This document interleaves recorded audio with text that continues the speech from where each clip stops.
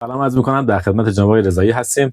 از مجموعه حسینی تراک کمپر جناب رضایی تراک کمپر سفارش دادن. در خدمتشون هستیم که طریقه آشنا شدنشون با حسینی تراک کمپر چطوری بوده. منم سلام عرض می‌کنم خدمت شما و همچنین آقای حسینی و کلیه پرسونی که اینجا در حال زحمت کشیدن هستن. من 2 سال بود که راجع به حالا کلا داشتن یک کاروان یا یک تراک کمپر تحقیق می‌کردم.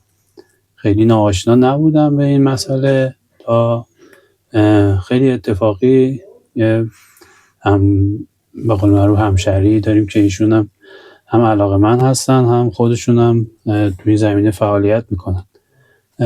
اگر شما خودتون هم در جریان هستین، آقای فامیلیش حضور ذهن ندارم، ولی توی سایت رادیو کمپر ایشون فعالیت میکنن.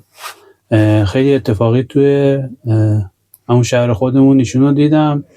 یه مصاحبه‌ای باشون کردم، یعنی یه نظری ازشون خواستم. به من پیشنهاد دادن که توی یوتیوب بگردین، یه مصاحبه‌ای هست من با یه آقای حسینی توی مشهد انجام دادم. شما اینو ببینین. از به قول معروف تجربیاتی که خودم دارم، ایشون تو ساخت این کمپر به قول معروف خیلی جلو رفتن، متریال‌های خوبی استفاده میکنن.